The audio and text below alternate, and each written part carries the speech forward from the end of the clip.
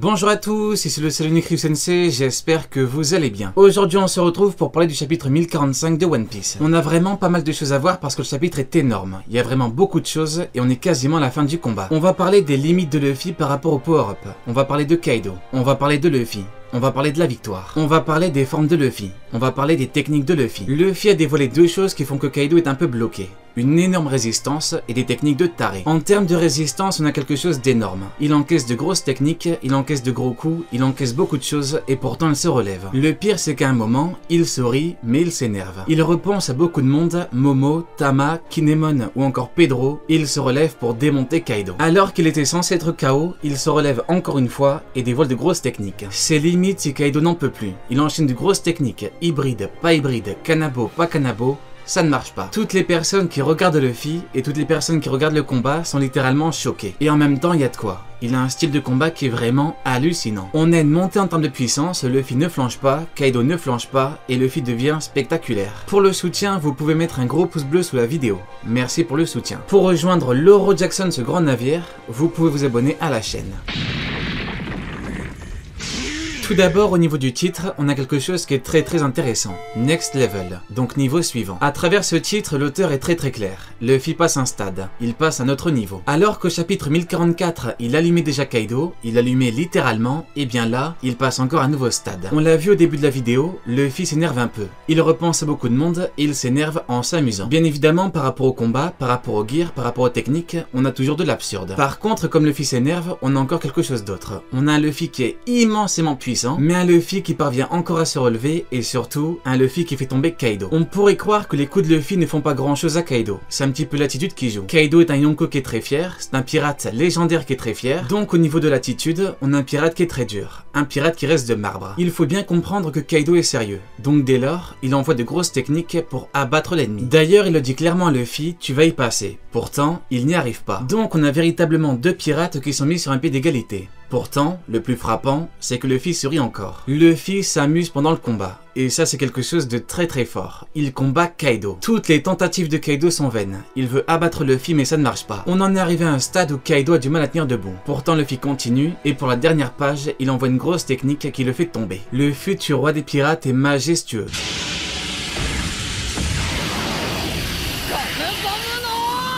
On a actuellement le combat le plus important de Luffy parce qu'il combat pour beaucoup de choses. Il combat pour devenir le roi des pirates, pour protéger ses amis et entre autres pour sauver Wano Kuni. En termes de puissance, ce qui est très intéressant, c'est qu'il est mis sur un pied d'égalité avec Kaido. On attend ça depuis très longtemps donc tout va bien. Par contre, durant le combat, Luffy s'illustre bien plus. Il ne faut pas regarder les combats précédents de Kaido. En fait, c'est pas très important. Le plus important reste le combat actuel, parce que c'est comme pour Doflamingo. L'auteur a dit que dans tous les cas, Luffy aurait gagné. Sans oublier le fait que Doflamingo a dit à Luffy que lui aussi était fatigué pré-combat final. Pour Onigashima, on a un arc qui est énorme, donc il faut un maximum de spectacle. Je ne dis pas que la résistance de Kaido n'est pas réelle, moi ce que je dis c'est que l'effet de spectacularité est très fort. Ce qui a vraiment fait très mal à Kaido, c'est les coups de Luffy, pré et post-Gear 5. Parlons de niveau par rapport aux deux pirates qui combattent. Après Kaido, Luffy devra encore progresser pour devenir roi des pirates. Il va devoir surpasser le niveau de Roger, donc le combat actuel prouve clairement que le roi des pirates est supérieur au Yonko actuel. En termes d'évolution pour Luffy, on a possiblement trois futures phases. On a une phase où il atteint un niveau intermédiaire entre Yonko et Roger. On a une phase où il atteint le niveau de Roger et on a une phase où il surpasse le niveau de Roger. Je dis bien qu'on peut avoir les trois phases parce que rien n'est sûr. Peut-être qu'il n'aura jamais de niveau intermédiaire. Tout ça.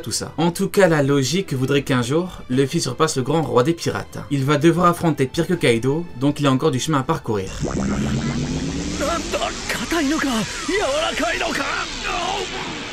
Maintenant, parlons des pouvoirs de Luffy. On a effectivement un effet cartoon avec des pouvoirs absurdes et a priori, il peut faire ce qu'il veut. Par contre, il faut apporter une nuance parce que dans le chapitre, il n'a pas non plus des pouvoirs qui font que c'est n'importe quoi. Je m'explique. On pourrait croire qu'il sort des choses venues d'ailleurs, mais c'est l'effet cartoon qui fait ça. En fait, quasiment tout ce qu'il fait peut être expliqué juste avec l'éveil du caoutchouc. Imaginons qu'il ait juste mangé le fruit du caoutchouc et pas le fruit de Nika. Et bah écoutez-moi bien, quasiment tout ce qu'il fait dans le chapitre est explicable avec l'éveil. Avec éveil, il maîtrise parfaitement son corps, il peut créer autant de caoutchouc qu'il veut. Il peut donc s'agrandir, créer beaucoup de caoutchouc et tout changer en caoutchouc. Quand il sort ses mains des yeux de Kaido, on est dans le cadre de l'éveil du fruit. Sauf que là, il change directement le corps adverse en caoutchouc. Donc puisque, encore une fois, quasiment tout ce qu'il fait est explicable. Bien évidemment, ce n'est pas explicable par la science, et c'est normal. On parle d'un fruit du démon. Personne ne cherche à comprendre comment Kaido crée des nuages. Il crée des nuages, un point c'est tout. Par contre, chaque fruit a des pouvoirs bien définis, et chaque fruit a une logique qui lui est propre. Par rapport au fruit de Luffy, la seule chose qui est un peu étrange, c'est qu'il court dans le vide. C'est tout. Hormis ça, il n'y a pas vraiment quelque chose d'inexplicable. Même le fait qu'il devienne géant peut être expliqué avec un éveil de caoutchouc. Alors oui, le pouvoir est un peu abusé.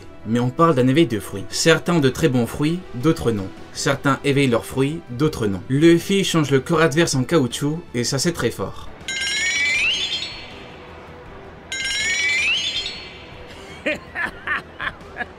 Alors là, on a véritablement quelque chose qui est pour le coup totalement fou. Avec cette faculté, il peut passer à travers n'importe quoi, n'importe qui et n'importe quelle défense. La faculté est incroyable. Encore une fois, écoutez-moi bien. Il peut frapper à travers n'importe quoi, n'importe qui et n'importe quelle défense. Il peut directement frapper de l'intérieur avec son énorme puissance, sa puissance de Yonko. Il peut utiliser du Haki des rois directement à l'intérieur du corps. Même la meilleure défense au monde ne peut pas l'arrêter. Prenons par exemple Bartholoméo avec le fruit de la barrière. On se rappelle que sur Dressrosa, il avait une barrière, donc une défense que l'on peut qualifier de parfaite. Même le King Punch était inefficace. La barrière est indestructible. Et bien désormais, Luffy peut en principe passer outre cette barrière. Même la barrière de Bartholoméo ne peut pas résister. Luffy va devenir le roi des pirates, donc il lui faut de gros pouvoirs. Quand on prend les protagonistes des gros shonen Neketsu, c'est pareil. Il faut toujours des pouvoirs d'exception parce qu'on parle justement du protagoniste. Maintenant, bien sûr, faut que ce soit bien amené. Faut que ce soit cohérent, tout ça. Cette faculté est terrible pour n'importe qui. Aucune défense n'est efficace. La technique qui fait tomber Kaido est bien plus que dangereuse. En frappant de l'intérieur avec une telle puissance, on a clairement une faculté de patron. Luffy est un patron. Kaido s'amuse en combattant quand il combat quelqu'un de puissant. Luffy fait pareil, mais il s'amuse en plus en ridiculisant. Dans la dernière vidéo, j'ai parlé de Boo. Et bien là, c'est pareil. Il a ridiculisé l'adversaire avec des grimaces, en dansant, tout ça.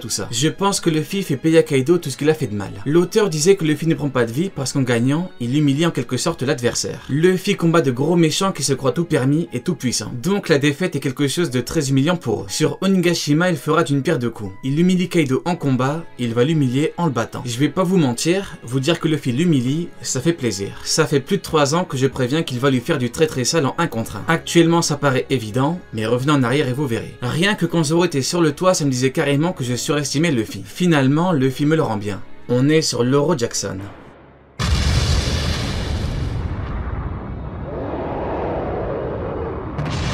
Maintenant, parlons de la forme géante de Luffy. La technique utilisée, ou plutôt forme, se nomme Kyojin, qui veut dire géant ou titan. En japonais, le mot est identique pour les deux. Dans une pré-chapitre, j'ai parlé de Zeus parce que pour moi, l'auteur allait quoi qu'il arrive utiliser Zeus ou Jupiter en technique ou forme pour quelqu'un. On parle quand même du souverain de l'Olympe. Alors effectivement, dans l'œuvre, le nuage s'appelle Zeus, mais ça ne change rien. Une petite sirène s'appelle Nika. Pourtant, fruit Nika. La forme titan que Luffy utilise aurait clairement pu se nommer Zeus ou Jupiter. Luffy est énorme, il est dans le ciel et il y a de la foudre. On dirait presque qu'il utilise la puissance du ciel. Titan égale mythologie, tout comme Zeus et Jupiter. Jupiter qui est l'équivalent de Zeus mais chez les Romains. Le père de Zeus est Chronos qui est justement un titan. La forme aurait clairement pu s'appeler Zeus ou Jupiter. On a donc une forme de Luffy qui est gigantesque et qui aurait pu être une forme finale de combat. Il a fait de la corde à sauter avec Kaido, mais on aurait pu avoir bien plus. Luffy s'est retrouvé dans le ciel puis hop, il s'est transformé en géant. C'est comme s'il s'imprégnait de la puissance du ciel. On avait déjà une technique qui n'est pas canon contre Shiki et qui se nomme Gigantor Axe. On voit bien qu'on a toujours de la mythologie. Luffy avait en fait utilisé la puissance du ciel pour attaquer Shiki. Le ciel qui est une puissance gigantesque s'il est correctement utilisé. Le problème c'est que le potentiel de la forme n'a pas été utilisé. Je pense donc que la forme pourrait revenir plus tard, parce que le potentiel est colossal. On parle d'un Luffy en mode géant. Kaido l'a pourtant dégagé avec une technique.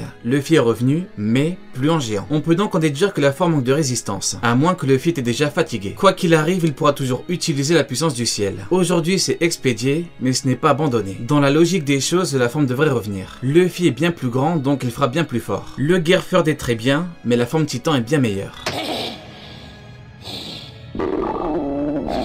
On en vient donc à parler des limites du pouvoir de Luffy, parce qu'a priori ça l'épuise. Là on a quelque chose qui est normal, il fallait une limite. Il ne peut pas avoir un tel pouvoir sans limite au moins de temps, sinon c'est compliqué. Par contre il s'est relevé alors qu'il était censé être KO, même Kaido pète les plombs. La question est, n'a-t-il aucune limite, ou alors est-ce qu'il dépasse un temps limité? Dans l'hypothèse où il dépasse le temps, alors on dirait bien une forme sacrificielle. À mon avis il finira dans un très sale état.